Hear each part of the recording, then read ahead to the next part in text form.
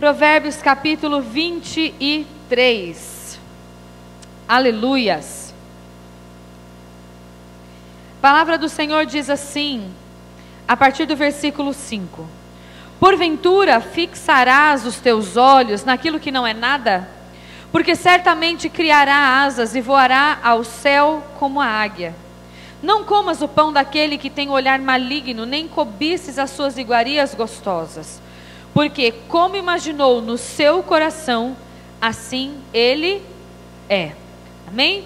Coloque as mãos sobre essa palavra, vamos orar.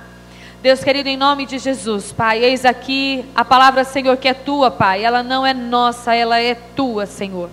Fala conosco, Senhor, ministra, Pai, os nossos corações nessa noite.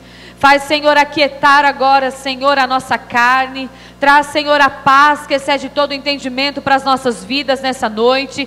Estamos num culto de batalha espiritual, Senhor, e nós servimos a um Deus que detém toda a força, todo o poder, que é majestoso, que é glorioso. E, Pai, nós pedimos, Senhor, que a tua destra forte, Senhor, nos sustente nesse lugar essa noite, Pai.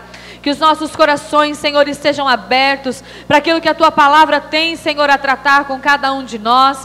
Que o teu Espírito, Senhor, ministre as nossas vidas. Que a boa semente caia, Senhor, na boa terra, Pai. E ela produza frutos, Senhor amado, que te agradam, Pai. Em nome de Jesus Cristo, constrói em nós, Senhor, essa nova criatura, Pai, através dessa palavra. Constrói em nós, Senhor, uma visão renovada, um coração renovado, uma mente renovada, Pai, porque o que nós queremos, Senhor, é te agradar, Pai. Então, em nome de Jesus, nos transforma conforme o teu querer. Nessa noite, cada vida aqui, Senhor, é vaso de barro nas tuas mãos, Pai. Move, Senhor, como o Senhor quiser. Molda, Senhor, como o Senhor quiser, Pai. Mas que cada um de nós, Senhor, possa sair daqui exatamente como o Senhor determinar, Pai. Que essa palavra venha nos encher, nos transformar e tratar com as nossas vidas, em nome de Jesus Cristo.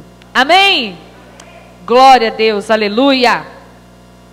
Nós estamos no culto de batalha espiritual hoje, e esse texto veio ao meu coração no começo da semana, e eu comecei a meditar nele esses dias, e Olívia não me deixou dormir umas madrugadas, e eu lá meditando na palavra, né? E glória a Deus por isso.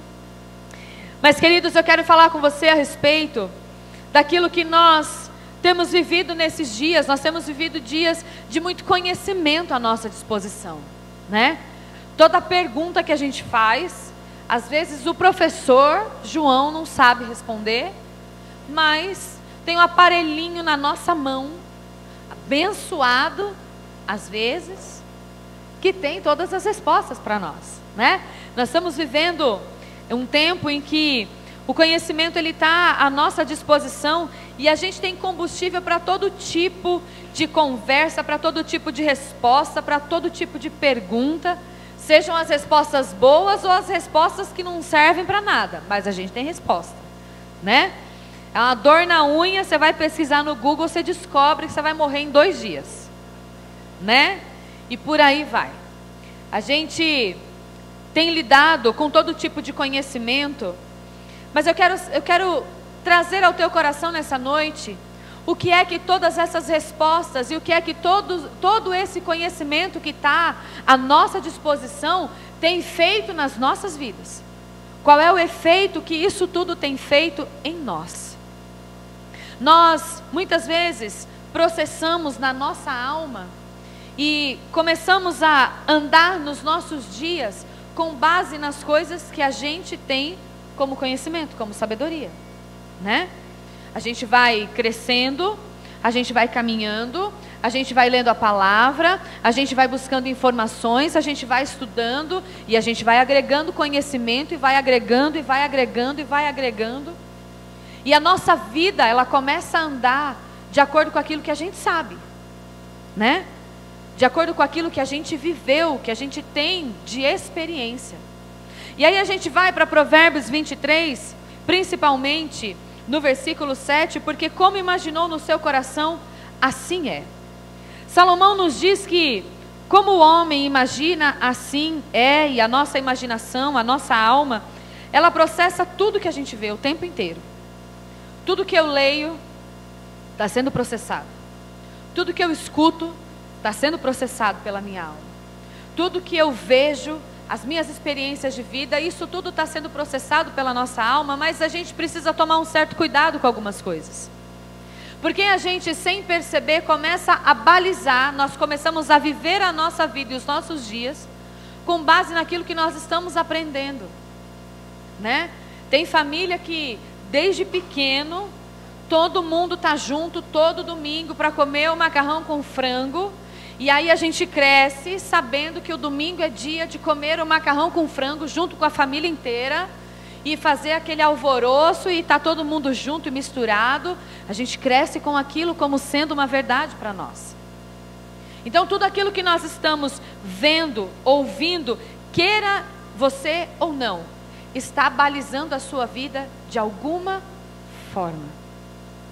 Tem uma música, é muito antiga, eu não sei se ela é de fora e as pessoas acabaram tornando ela conhecida aqui, mas eu conheço uma versãozinha que é muito bonitinha de cantar com criança, do Casting Crowns, que é: cuidado, olhinhos, com o que você vê. Cuidado, ouvidinhos, com o que você ouve. Cuidado, boquinha, com o que você fala. Porque todas essas coisas vão trazendo para dentro de nós uma verdade, um estilo de vida. E Salomão, ele vai falando para nós que assim como nós imaginamos no nosso coração, assim como o homem imagina no seu coração, assim é.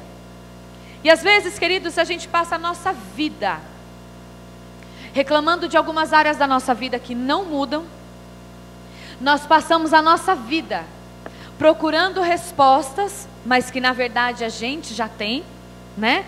Às vezes a gente passa a nossa vida tentando entender o que é que acontece na nossa vida e não conseguimos enxergar que é por causa de toda a base, toda a bagagem que a gente está carregando há tanto tempo. Assim como o homem imagina, assim ele é. E tudo aquilo que a gente tem de bagagem em nós se torna a nossa verdade, se torna a nossa movimentação para a direita ou para a esquerda.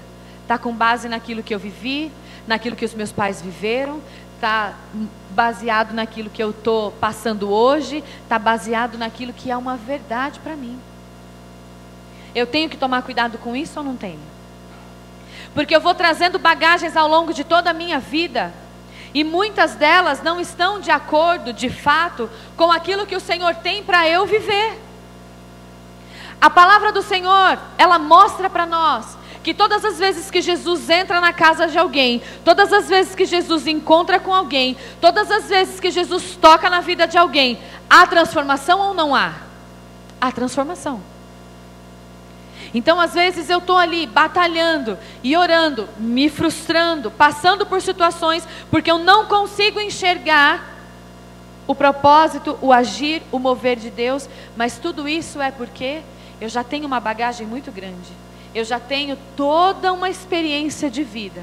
E toda a minha caminhada vai sendo baseado naquilo que eu tenho como experiência de vida. Mas eu quero dizer para você que nem toda a sua bagagem, nem toda a sua experiência de vida, nem todo o seu conhecimento, nem tudo aquilo que você passou até hoje, nem toda a forma com que você viveu até hoje, vai ser a forma que Deus vai continuar permitindo que você viva. Tem coisas que precisam ser transformadas em nós, para que eu realmente possa crescer e ver o agir de Deus. Se lá na minha casa, desde criancinha, a mulher bota o marido sentado no cantinho da sala de castigo, porque ele fez alguma coisa que eu não gostei, e com a minha bisavó foi assim, e com a minha avó foi assim, e com a minha mãe foi assim, e aí veio eu conheci Jesus, e eu continuar fazendo assim, a minha vida vai ser diferente? Da bisa, da avó, da mãe, minha vida vai ser diferente? Não vai. Nós começamos a olhar para Deus e falar: Deus, mas por que que você não trabalha? Por que que você não age? Por que que você não muda? Por que que você não transforma? Filho, eu estou tentando te ensinar, mas você está com as mesmas práticas de lá de trás, você está com os mesmos costumes, Você abraçou esse conhecimento, essa experiência de vida, e isso virou absoluto para você. Quando na verdade, queridos, quando o Senhor Ele entra nas nossas vidas, a transformação ela vem. E ela não vem só no meu marido, nos meus filhos, no meu chefe, ela vem primeiro aqui. E eu tenho que tomar cuidado com isso. Assim como o homem imagina, assim é. Quer dizer que as coisas, queridos, na nossa vida, elas não ficam só aqui. Elas se tornam uma verdade. A partir do momento que ela entrou aqui, desceu para cá, se torna a minha vida, a minha prática. E eu preciso tomar cuidado com isso. A palavra do Senhor, ela vai falando para nós a respeito, abra lá em Juízes capítulo 6, quero que você vá comigo, porque você pode dizer assim, ah pastora, você está de conversinha, não existe isso, Jesus entrou na minha vida, Ele já me transformou, eu já sou nova criatura, tá bom. Juízes capítulo 6, nós vamos ler o que é que acontece quando a gente já tem uma verdade como absoluta na nossa vida e a gente vive essa verdade absoluta na nossa vida. Juízes capítulo 6, nós vamos ler o 11 e o 12.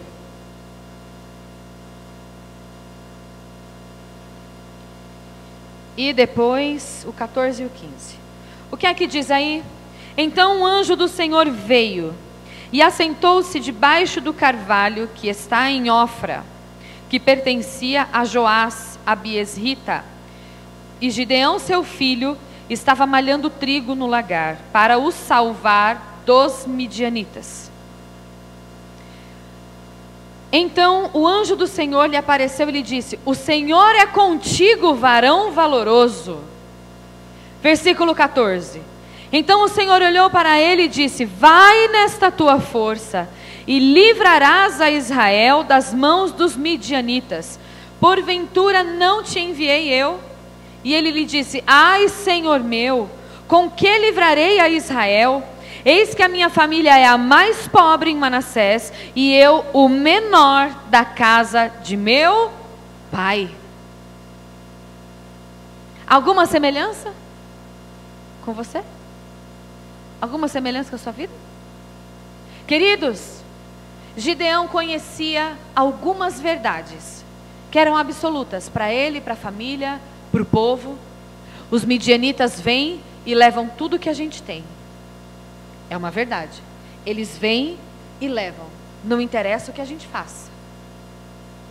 A segunda coisa que ele sabia que tinha que ser uma verdade na vida dele. Para sobrar alguma coisa, eu tenho que levar lá para o lagar. Num lugar que não é para estar mexendo com trigo, eu tenho que levar e esconder lá.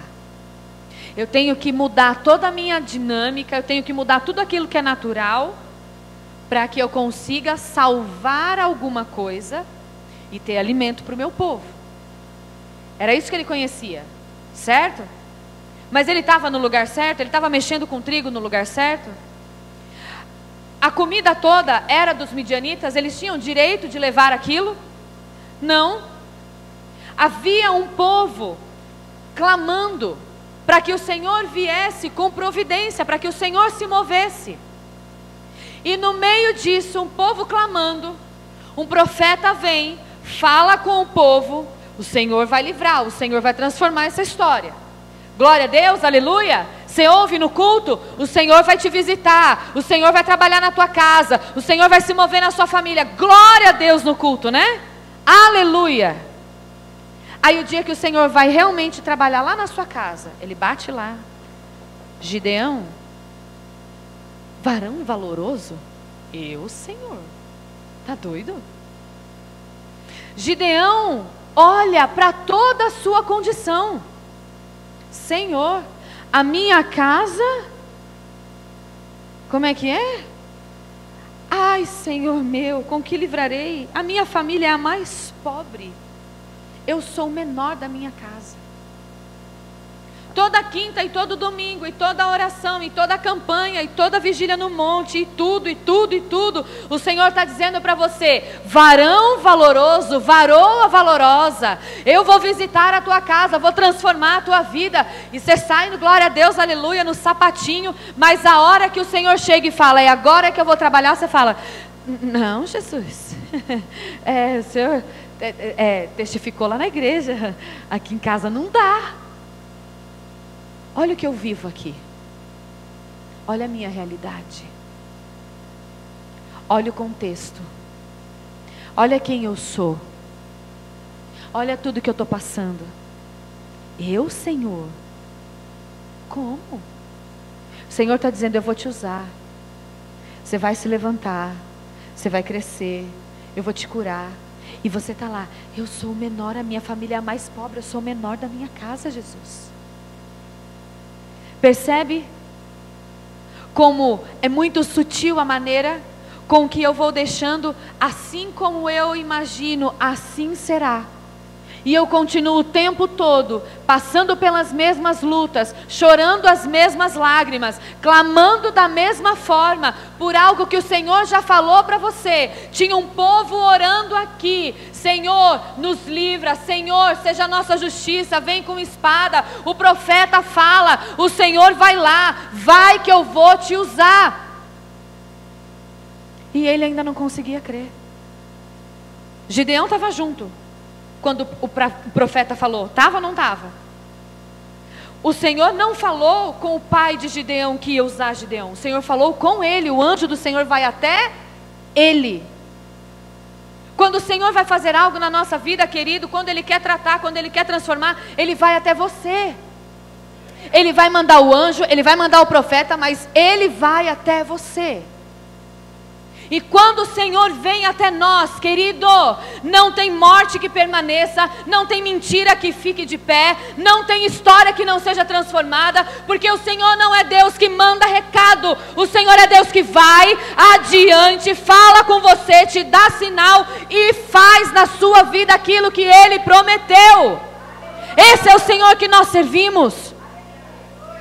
E o Senhor está falando com você o tempo todo: vai, varão. Vai, varoa. Não, Senhor, sou o menor da minha casa.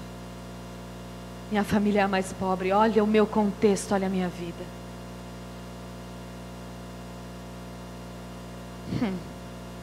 Não é à toa. Sabe o que fala lá em Romanos 12, 3? Romanos capítulo 12, versículo 3. Segundo a graça, filha, não pensa além do que você deve a seu respeito. Trocando bem em miúdos, não pense nem mais e nem a menos de quem você é. O Senhor está falando. O contexto da sua vida Ele já sabe. Mas se Ele está te chamando de varão valoroso, você pode estar escondido embaixo da cama. Se Ele está dizendo para você: varão valoroso, você é varão valoroso. Deus mente por acaso? Deus inventa história? Deus olha para você escondido debaixo da sua cama. Deus olha para você se escondendo do problema, das situações. Deus olha para você prostrado diante de algo, e Ele fala assim: fique tranquilo, eu sou sobre a tua vida, você vai levantar, você é vitorioso, sim. Sabe por quê? Não é, a gente condiciona Deus o tempo inteiro. A gente fala sobre isso sempre, eu e o pastor. A gente fica botando Deus numa caixinha. Eu hoje botando a barriga nessa calça.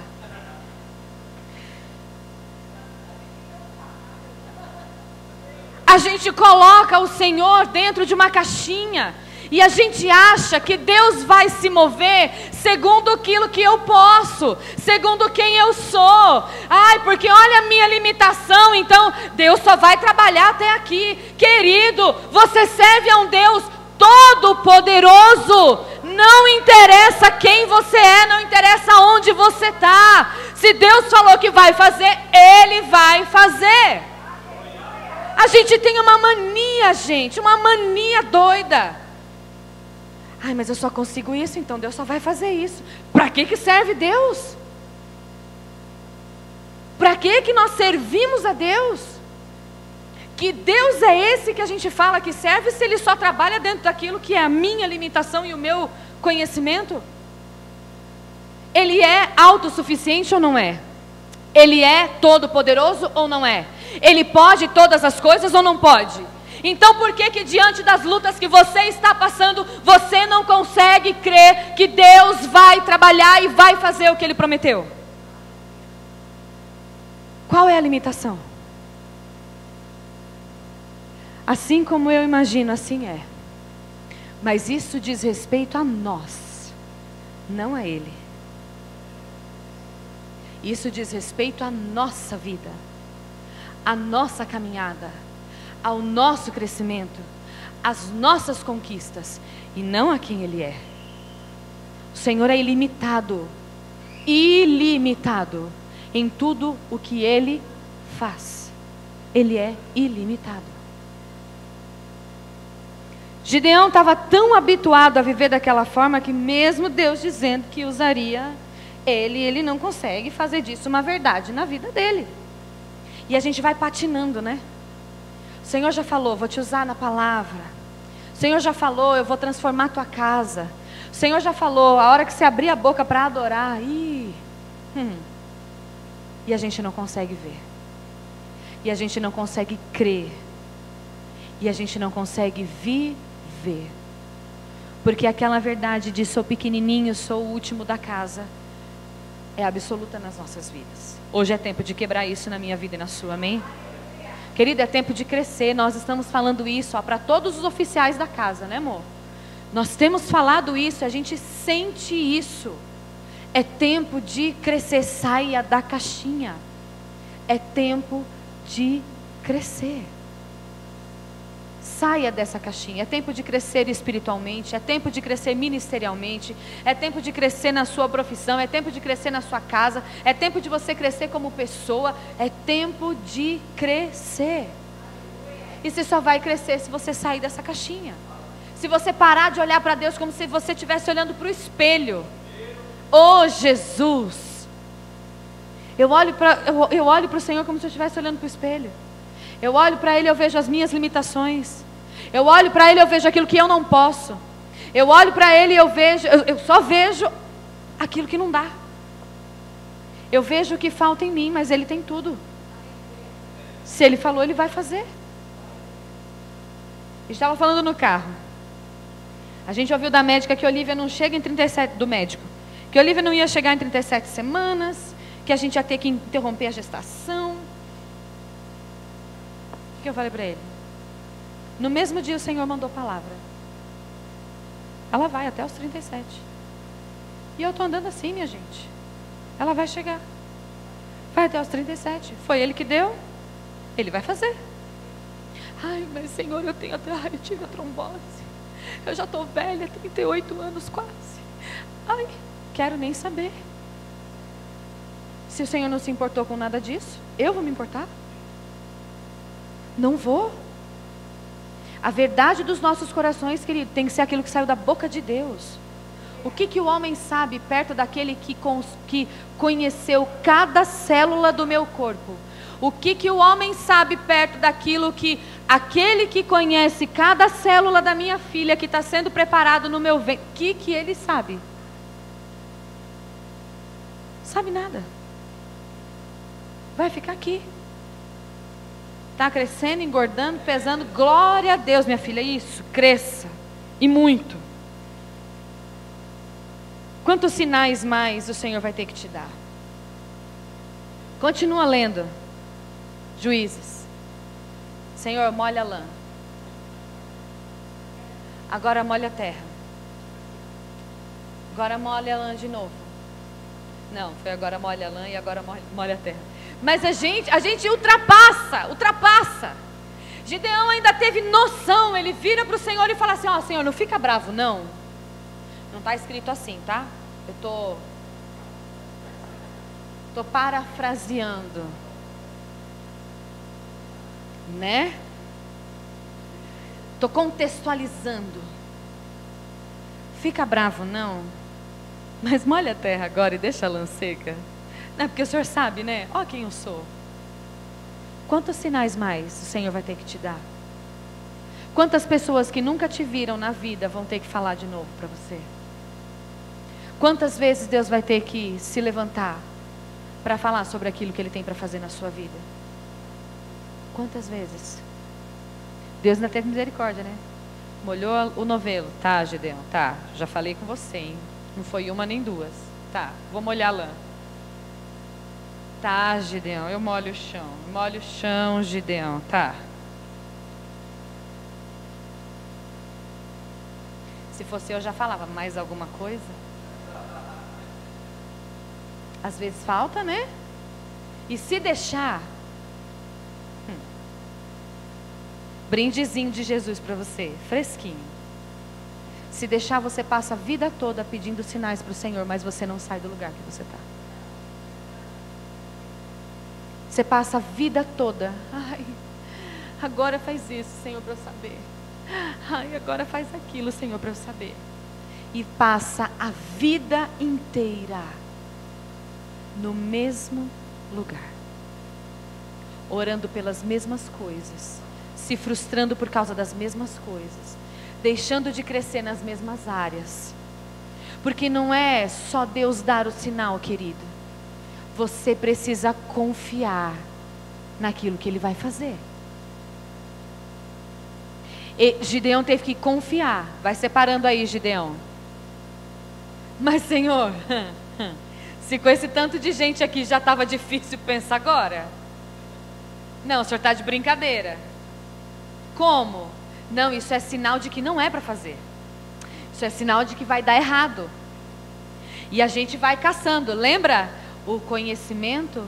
Todas as respostas que a gente tem muito bem formuladas? Tudo aquilo que a gente já tem de bagagem de vida? Ah, não, isso é sinal. Porque não é assim que Deus trabalha. Porque não é assim que Deus faz. E imagina se Deus fosse trabalhar em cima da sua lógica. Imagina se Deus fosse trabalhar em cima da lógica de Gideão. Gideão precisava entender, o povo precisava entender, que não era por causa deles, era por causa de Deus. Então ele foi tirando, tirou. Quando Gideão se deu conta, ele estava com 300. Aí o Senhor falou assim, agora vai. Tá de brincadeira, Senhor? Não, agora vai. Vai para onde? Vai morrer todo mundo? 300 contra tudo aquilo. Vai, Gideão, você pode ir, por favor? Você pode entender que não é a quantidade de gente que está ao seu redor? Você pode entender que não são as suas qualidades? Você pode entender que não é quem você é, o contexto da sua vida? Você pode entender que as coisas vão acontecendo na nossa vida e nós vamos crescendo por causa de quem Deus é em nós e através de nós? Não é por nossa causa, é por causa do Senhor. Sabe o que eu e você precisamos? Nos dispor. É isso. Sabe aquela brincadeirinha que a gente vê muito, né? Nas dinâmicas, ai gente, as dinâmicas cansadas, né? Que a gente, vem aqui, amor. Vamos lá, vem aqui. Vamos ver se você confia no seu irmão. Porque a gente tem que confiar em Deus. Vamos lá. Você vai demonstrar agora se você realmente confia. Olha, porque a confiança em Deus tem que ser assim. Ai, e se joga. Isso é chato, né? Você fala, ai Senhor, de novo. Não tem outra dinâmica para mostrar que, como é que confia? Mas a nossa caminhada com Deus é desse tipo. Não adianta eu dizer sim, amém, para aquilo que o Senhor está me dizendo, se eu não confiar e me lançar naquilo que Ele está falando. Olha,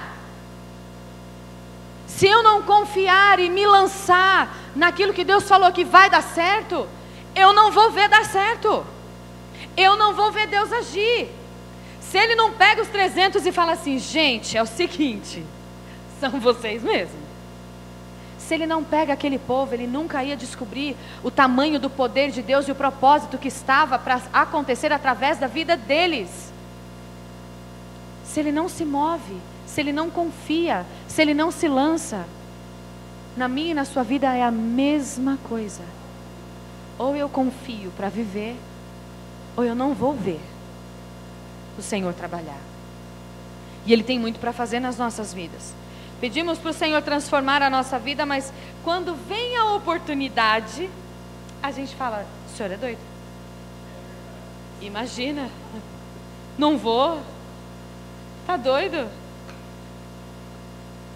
O senhor está de brincadeira. Não, está de brincadeira.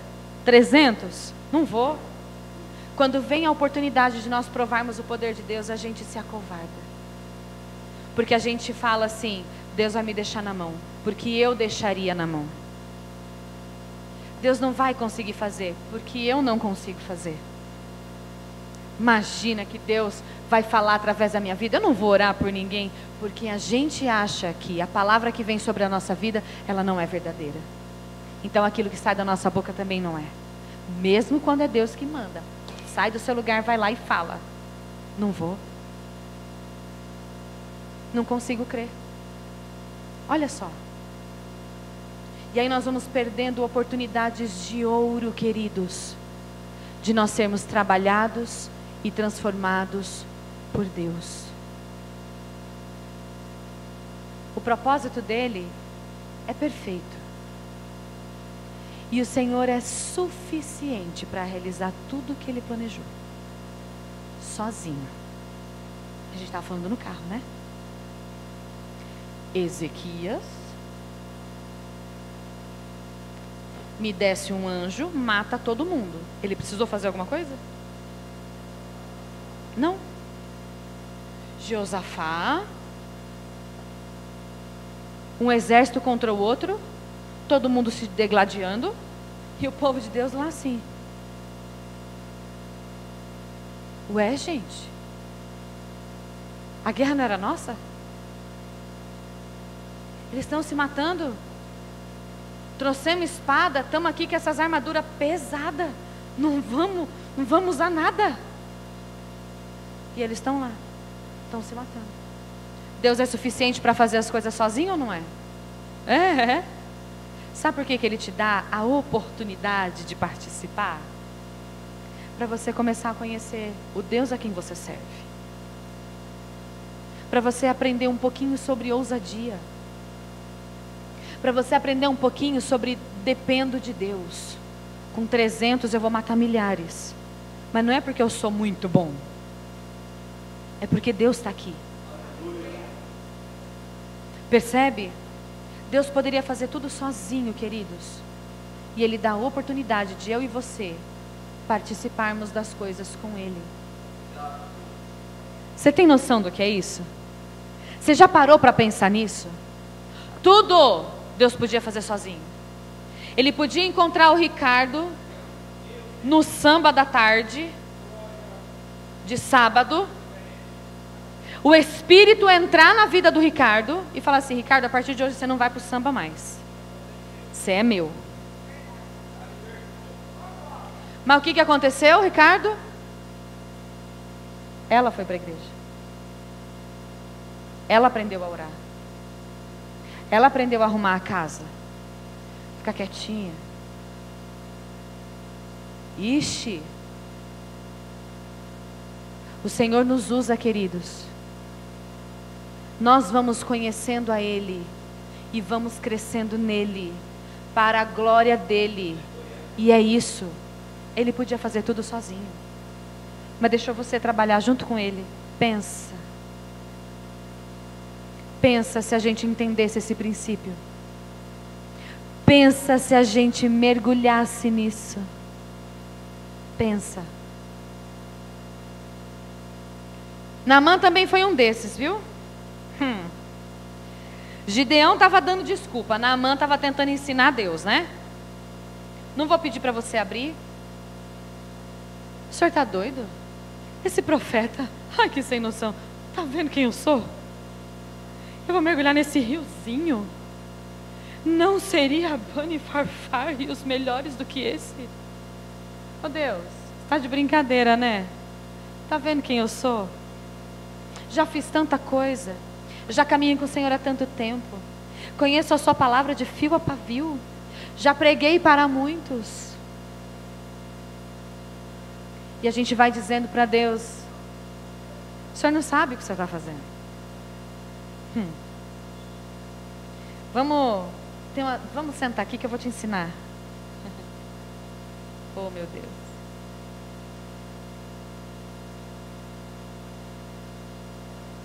A dona Sara, né? Imagina. Isso aí não é anjo, não. Isso é um louco que está passando aí, está levando meu marido no bico. Com essa idade. Olha para mim, olha para ele. Filho, tá louco. Nunca. Nascer de novo? Eu, barbado, voltar pro ventre da minha mãe? Depois de velho? Você tá louco. Você não sabe o que você está falando. Porque segundo a teologia... Gente, para de explicar para Deus as suas lógicas. Para de botar ele numa caixinha e falar, ó, o senhor vai fazer assim, tá bom? Porque a gente está no século 21. Então o senhor tem que trabalhar assim. Na minha família foi assim a vida toda. Por que o senhor quer fazer diferente? É engraçado. Ai, se Deus nos tratasse segundo as nossas... Ai, Jesus. Se Ele nos tratasse segundo as nossas transgressões, se Ele nos retribuísse dessa forma. Deus é muito paciente com a gente. Muito paciente com a gente. A gente vai tentando botar um Deus que não tem tamanho, que não tem nada que se compare a Ele. Dentro da nossa realidade. A nossa matemática, gente, nunca vai bater com a de Deus. Você tem que aprender isso. A tua lógica, essa matemática de 1 mais 1, nunca vai bater com a de Deus. Principalmente quando Ele tiver um propósito para realizar. Ele sabe exatamente como fazer. 5 pães e 2 peixes não dá para 5.000 pessoas. Você pode me dar? Você pode me dar? Não é você que vai picar o pão, não é você que vai dar. Você pode só me dar. É mais ou menos isso, queridos. A nossa matemática não vai bater com a de Deus. A nossa realidade, ela não vai condicionar as ações de Deus na nossa vida. O Senhor pode ser. Eu acho que até algumas pessoas podem passar a sua vida sem ter essa experiência. Mas pode ser que Deus te peça uma coisa que Ele nunca pediu para ninguém, João. Que é totalmente avesso a tudo que você viveu até hoje, a tudo que você acreditou até hoje. Mas se você fizer, você vai ver o que é que Deus vai fazer na sequência. E assim, você e eu vamos decidindo se nós vamos viver o que Deus tem ou se nós não vamos viver o que Deus tem. Se nós vamos continuar na nossa vida assim como eu me imagino, assim eu vivo aquela coisinha, ou se eu vou me lançar naquilo que Deus está falando e vou viver algo diferente nos meus dias. O que nós não entendemos é que todas as vezes que a gente se lança no Senhor, nós é que somos transformados, nós é que aprendemos, não é Deus. Olha, Deus descobriu que Ele pode fazer milagre. Olha só, ufa, foi suficiente. Nossa Deus, olha só, né? Essa nem o Senhor esperava.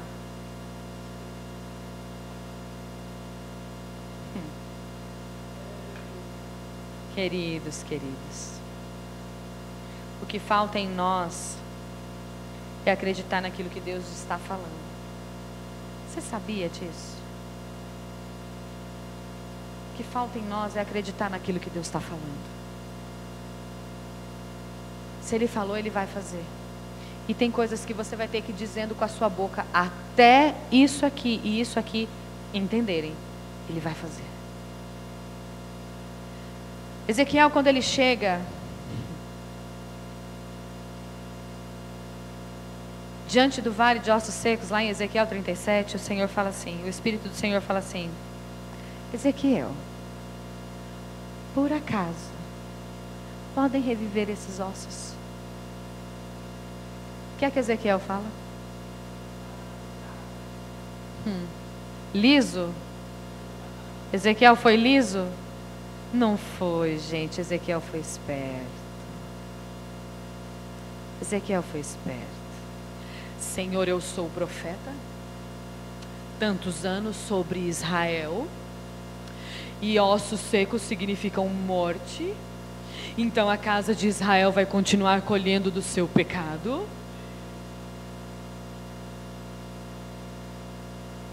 Senhor, tu sabes. Eu vou ficar procurando resposta?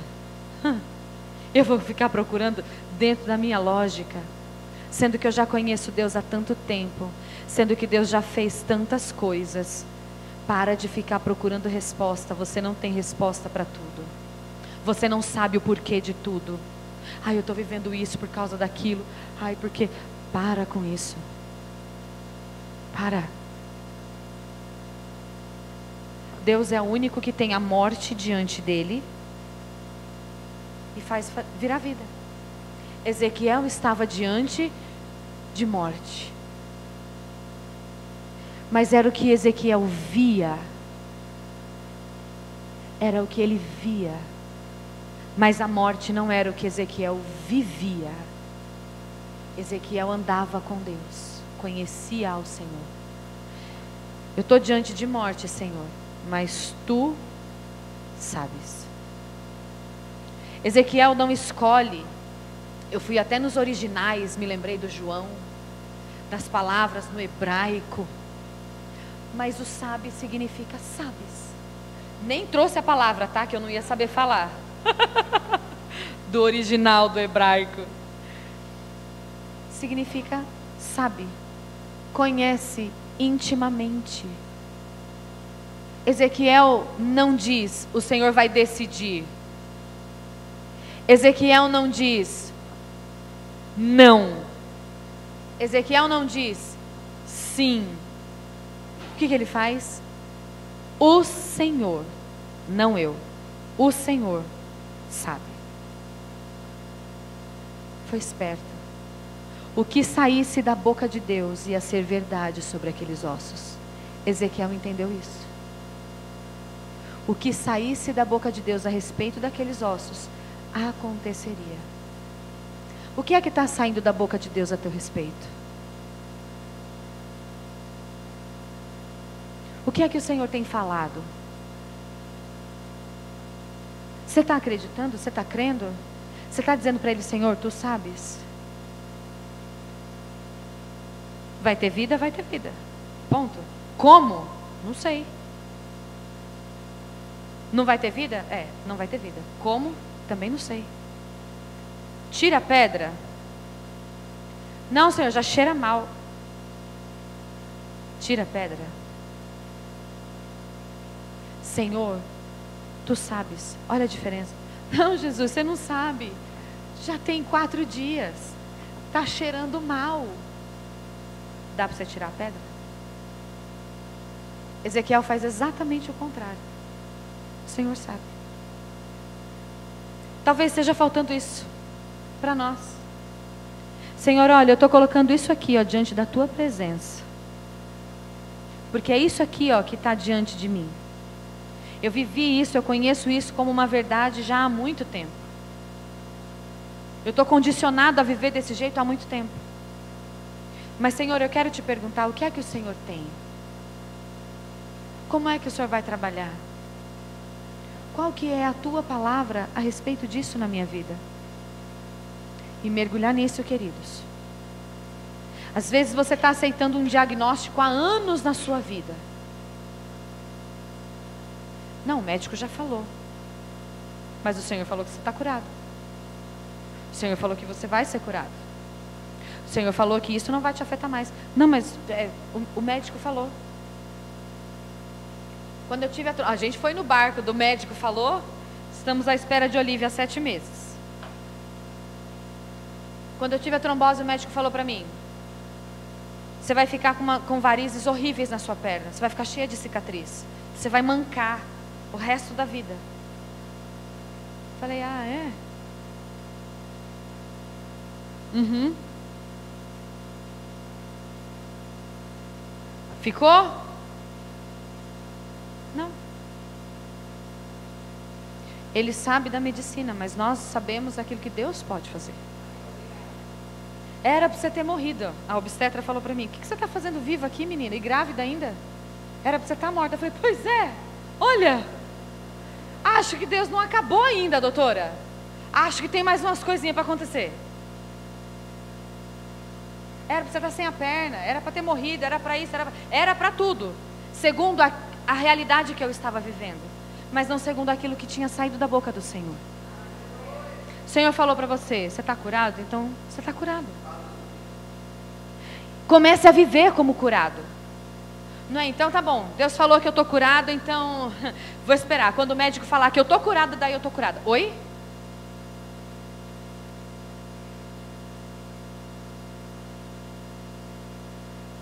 Não tem lógica. Se o Senhor falou, então Ele falou. E vai fazer. Tua casa vai ser transformada. Vou trabalhar. Então é assim, Senhor. Eu creio. A minha oração não vai ser mais praguejando dentro da minha casa. Minha oração vai ser: eu te louvo, Senhor, porque eu sei que a tua palavra vai se cumprir. A tua promessa virá. Eu já posso contemplar. Eu já posso ouvir o barulho da chuva, Senhor. Eu sei que o Senhor vai fazer. Percebe a diferença? Eu tenho duas maneiras de viver. Eu posso viver segundo aquilo que eu estou vendo, e eu posso viver segundo aquilo que o Senhor falou. O que você prefere? Está na hora de jogar todas essas muletas fora, filha. Está na hora de começar a viver aquilo que o Senhor tem falado que vai fazer. Tudo no tempo de Deus? Tudo no tempo de Deus. Mas para de pedir sinal do elefante rosa, branco, cor-de-rosa.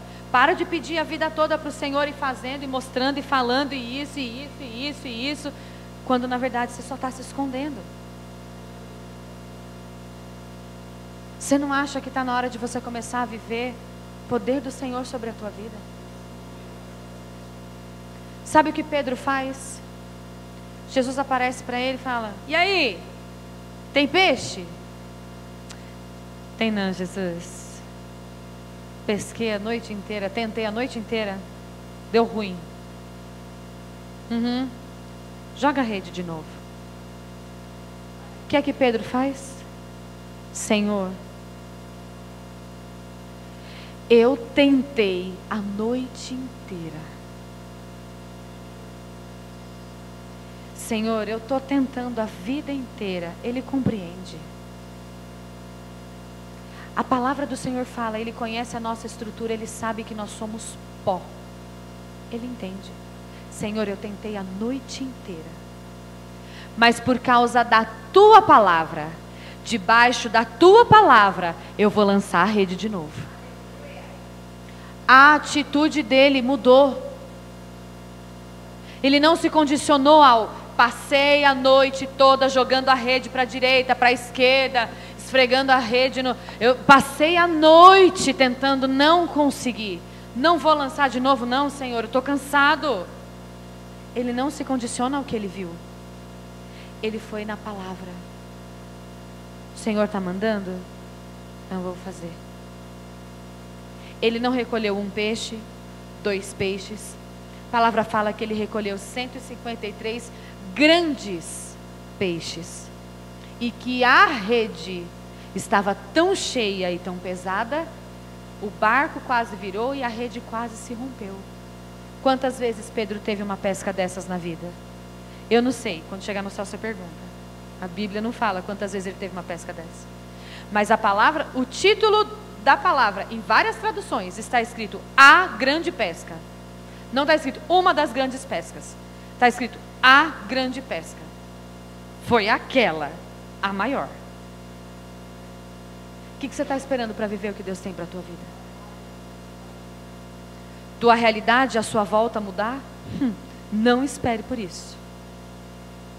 Ou você se lança para depois você ver a realidade transformada, ou você não vai conseguir viver. Eu quero pedir para você ficar de pé, por favor.